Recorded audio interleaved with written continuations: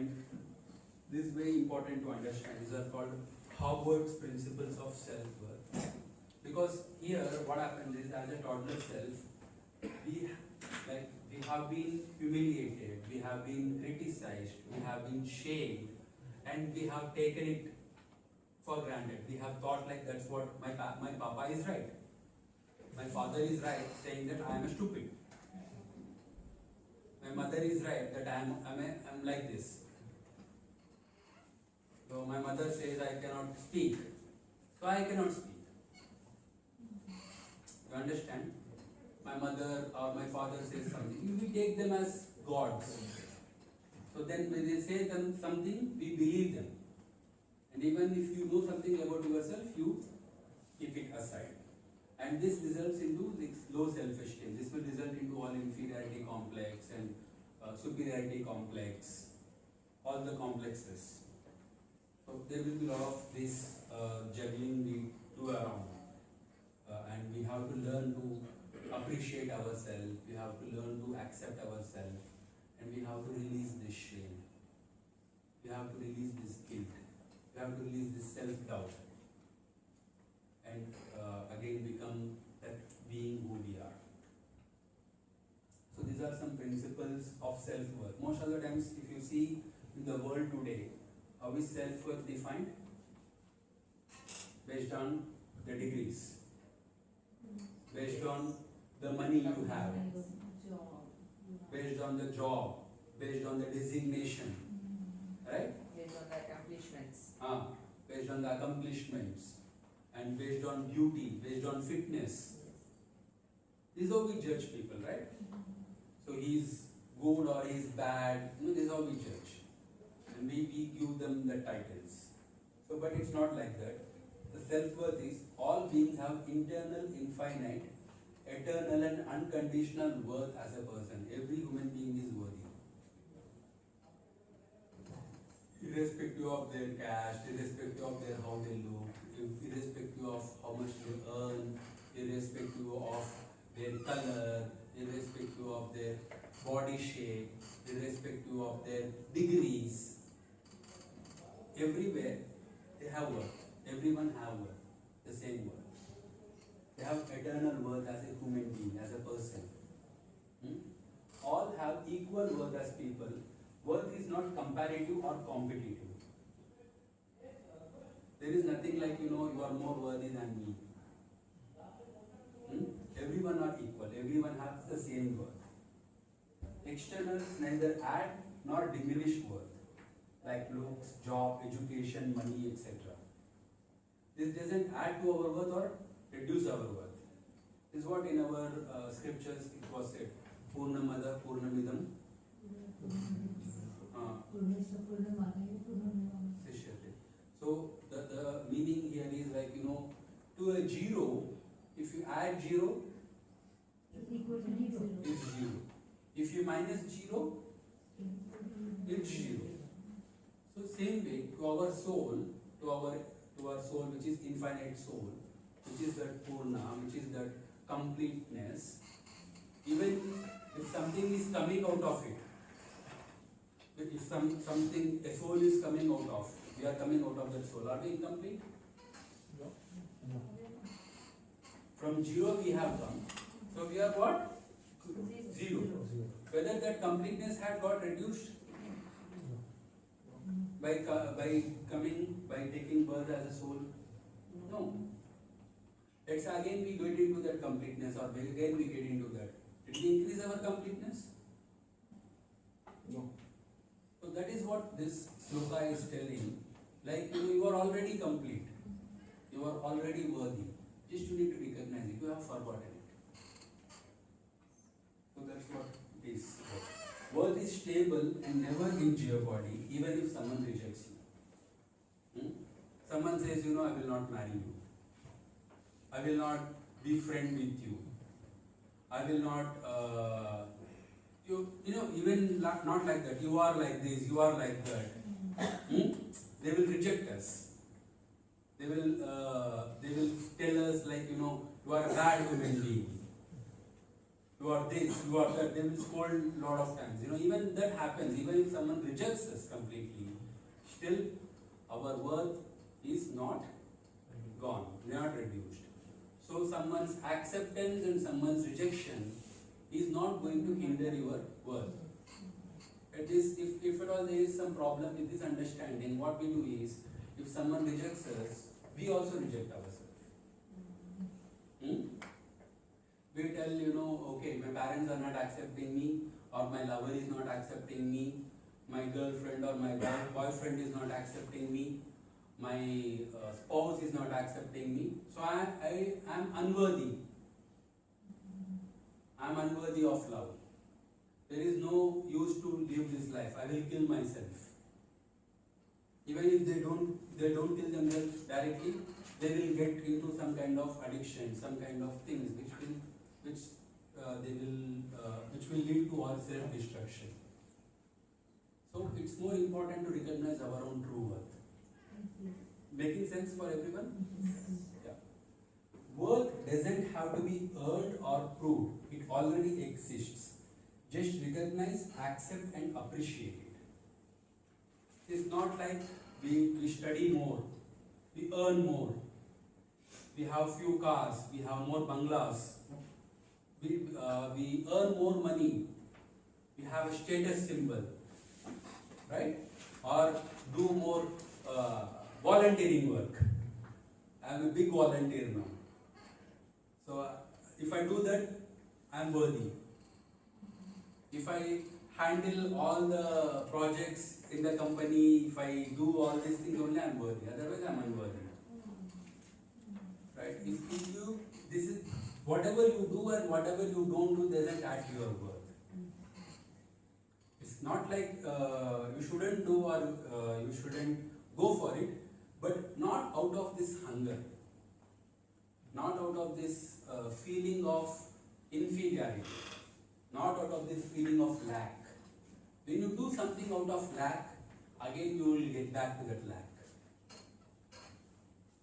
So this is what happens in our life also. Like, you know, in my life, it has been a nice example for me, my own life. I have been always trying to improve myself. I am always running for something. And you know, I was always looking that, you know, if I do this, my father will appreciate. So what I have done, I studied my engineering. At that time, I was not very keen to do job or this and that. But my father wants, so I wanted his acceptance. So I went for a job. And then at one point of time, what happened? I was admitted into a hospital, and my parents did not come to see me. I was operated, and you know, all the operation, everything I have done alone. So anesthesia, 3 दिन hospital, 3-4 दिन, you know, all the things I have done alone, and I felt very depressed. Thought like, you know, my father is guilty because I did not get good marks in my engineering. I got only 60%. He was expecting 90%. So he's ashamed of me. So that's the kind of thought pattern I had. So I thought like, you know, I will show my worth to you. So at the age of 24, I was, what I was doing is I was living in a small room, which is let's say this much room, and I was spending all my money. I have given a very comfortable home to my parents, very big, 2000 square feet, big home, big bungalow.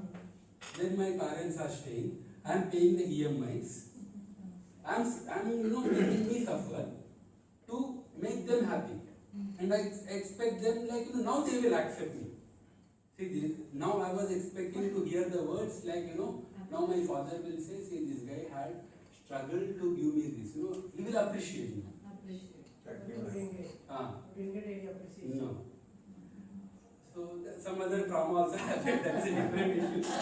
But you know, the basic thing was what I was looking at is, I was looking at something basically wrong. I was trying to self-sabotage myself in order to seek that acceptance or seek that appreciation. And then this happened, and then what I have done, I thought like because I did not get good marks in engineering, he's not happy. So I will do an MBA. Again with good marks. Yeah, again with good marks, so that he will accept me now. I have spent my money doing an MBA. Then again he said, again I did not get. So I thought like, let me get a better job. I will earn more money. So then again I tried it. And again another MBA, because deep inside he is not accepting me. So probably he is thinking I am still unworthy. I will do another MBA. So I will study more. Probably he's thinking like, you know, money is not very important. Studies are more important. So I will have more degrees. So I have done another MBA. And still no acceptance. So this was continuously going on. Even when I had a breakup or separation with my wife, the more reason was I was thinking now he will accept me because I get separated from my wife. Yeah. At least now I will get my father's love. That was the kind of thought pattern I was having. So this had, at that point of time also I did not get. Then he started scolding me. So then it was, that's the point of time I went into depression. Like, whatever I did was not working out. So I study, earn money, this and that, still he finds faults again within me. That's the kind of thing which always made me like, I had spent sleepless nights. I had literally tried to kill myself many times. But this is the kind of situation which I have undergone. And in order to get out of it, and I tried to study more spirituality. Until then I was thinking I know spirituality. Until then I was thinking I know many things, this and that. But when the real challenge came at that time, I was not able to apply that. And still I was thinking, there is something more. Then I started to really look for it. And then I started to write many quotes, which is coming out of that pain, coming out of that burning needs. Then I tried to understand. See, all my life I have been working for seeking approval, seeking appreciation, seeking acceptance. And that has become a core pattern. And then I thought that's not truth. Then I really went into the real truth. Then I started to listen to more Osho talks. And then a lot of things had helped me. Like, he tried to say in one talk, saying that, all the achievements, all the things, you are running out of for these achievements because deep inside you are feeling inferior. You are trying to fill this void of low self-esteem by putting in more and more stuff.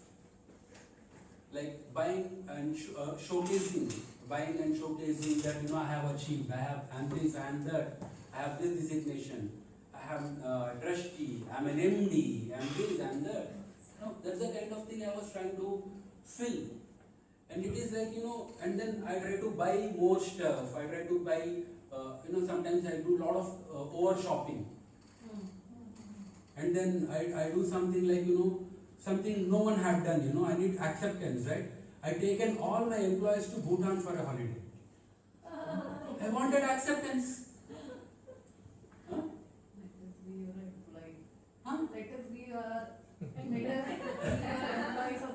Yeah, but still what happened was, still again they live their own life. Whenever they wanted, they want to live there. Did you get any acceptance and appreciation from your staff? Not much, not much. That's not hurting. See, my whole life has been this, I do something more to seek appreciation, I don't get it. The more you run behind, you will. That's true. So that's the kind of loop I had in my life. Always I kept running for love, running for this thing. I do more, but deep inside that lack, that abandonment again manifests. Again I feel like I'm abandoned. So this keeps happening because deep inside whatever the feeling is there, that gets manifested. When there is abandonment inside, that gets manifested. When there is lack inside, that gets manifested. So it's not about not doing something, but it's about the space, the beingness where you are. It's very important for us to recognize our own true self-worth. When that happens, when that happened, then even if some girl rejects me also, it's okay for me. I did not care. I will not care. That's okay. That's her problem.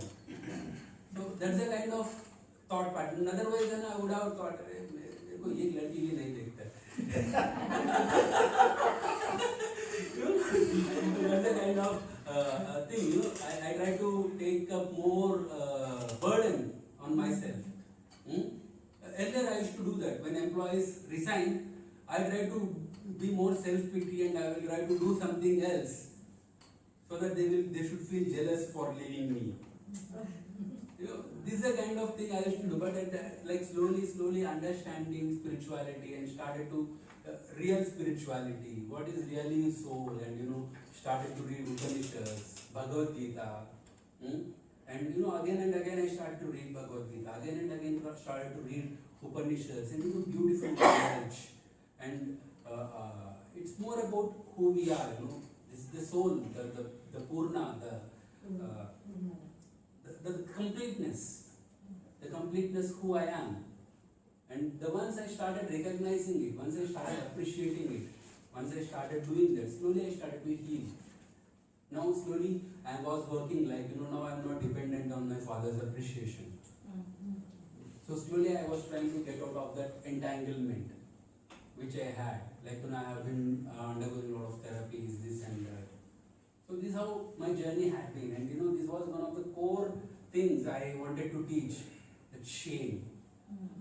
So the thing is, shame is something what world teaches us. But we need to acknowledge our self-worth, and we need to really embrace our true self, whoever we are, despite of what others think. Making sense for everyone? Yes. So we'll do a small meditation now. Now it's 1:30. So remember something we shared yesterday?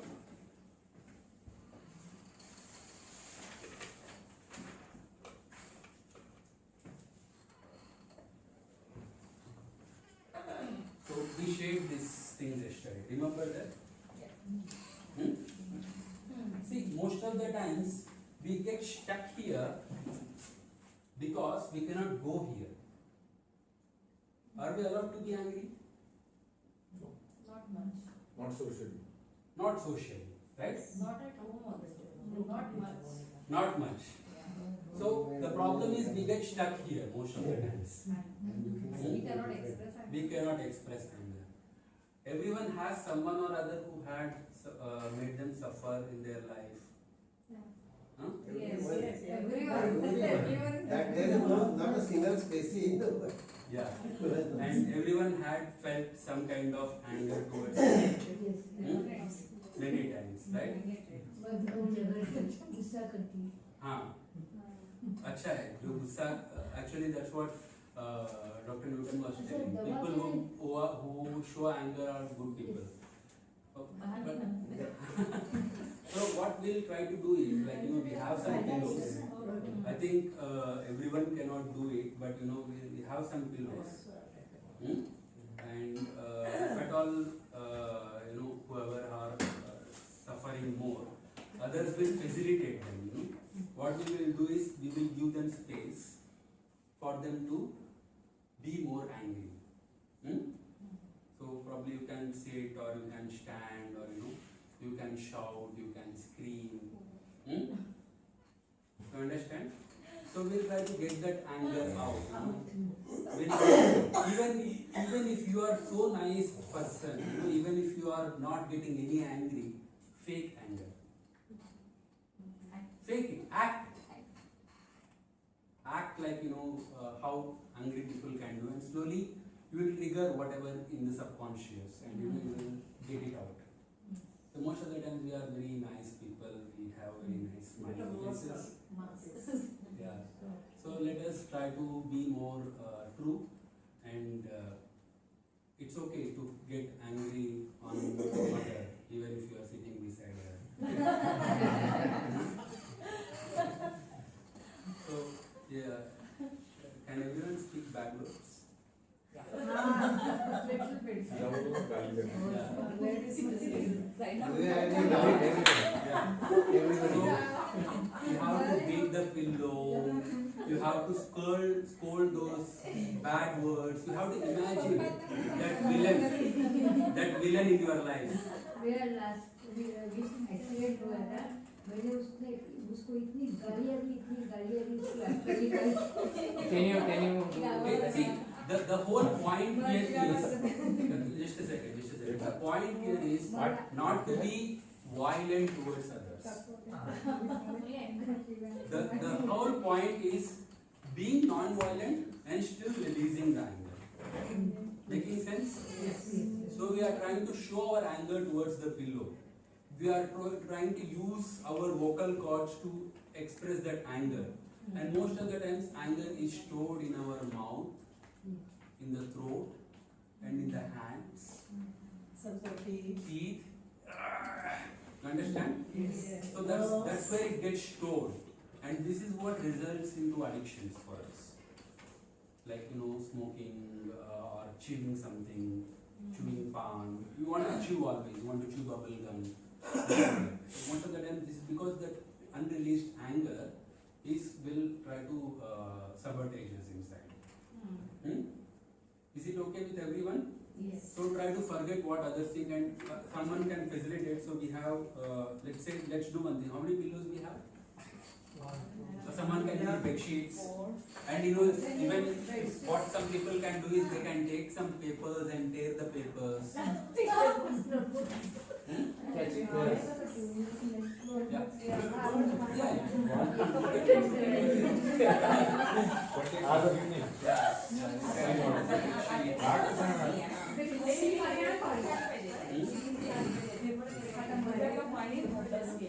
So how many people we have? 14. 14. 4 people we have. 14 people take from 5 people. Right? So let's do in partners. Wait, 1 second. Let's do it in partners. So what we will do is one person will be facilitator. Everyone please silent. Yeah. One person will be facilitating and another person will be doing it. Making sense? And another person will be encouraging. Right? So can someone come? Can someone be a volunteer? If you want to come here. So you can bring some pillow or something. If you want to sit down or stand, it's okay. It's okay, the floor is neat only. Even if you want, we can take some bed sheets there. You can get some bed sheets or something. So for now, what I as a facilitator should do is you can sit or you can. Is it okay if you can sit down? Yeah. You can sit down. Now, yeah, you can see. Now, please everyone observe here. It's very important therapy. You have to do it with real struggle, real emotions. So now what I want you to do is, I want you to remember this person or persons who had hurted you in your life. You can close your eyes.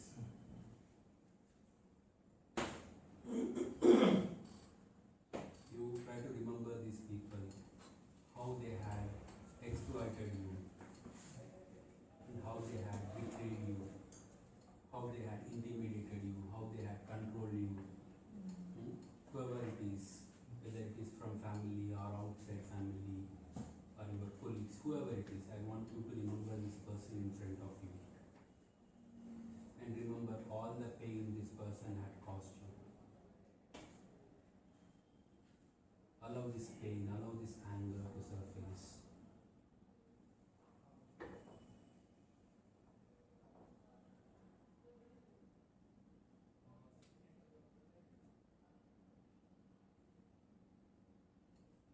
Allow this anger to surface, allow this pain to surface.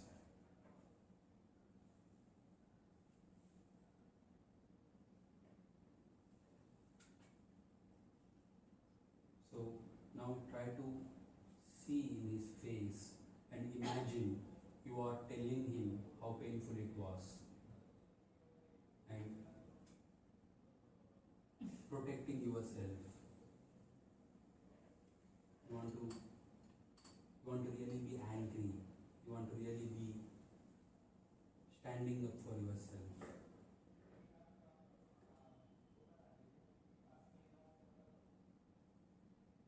Imagine that person as the pillow and try to hit the person. Yes. Hit the person. Bring all your anger. Remember all the pain.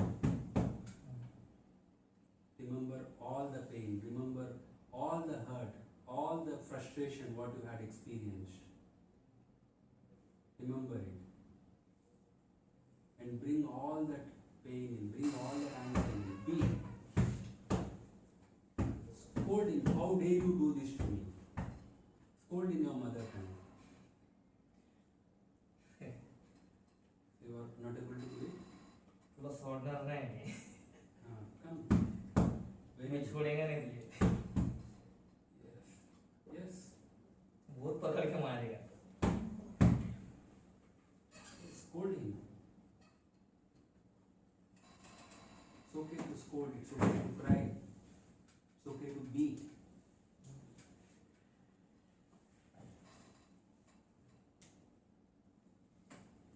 Bring all the anger in, bring all the anger in. Bring it to the surface.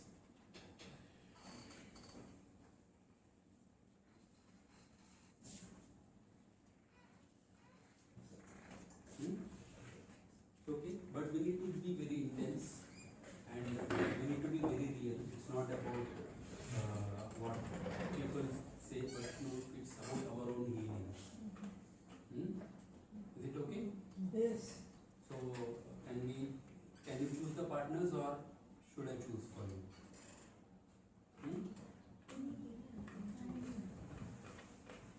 Try to be more with male female. Huh? It's okay, so that you will also able to see how female is feeling more angrier when someone had intimidated her or crossed her boundaries, or male will be able to witness it, so that male will be more compassionate. And, when female also witnesses the vulnerability, the pain, what men also undergo, will be more compassionate. So try to choose a partner, and try to facilitate it. So let's I am very dangerous. so Be aware. so let's be more truthful and let's be more towards us ourselves, Honest to ourselves. honest ourselves.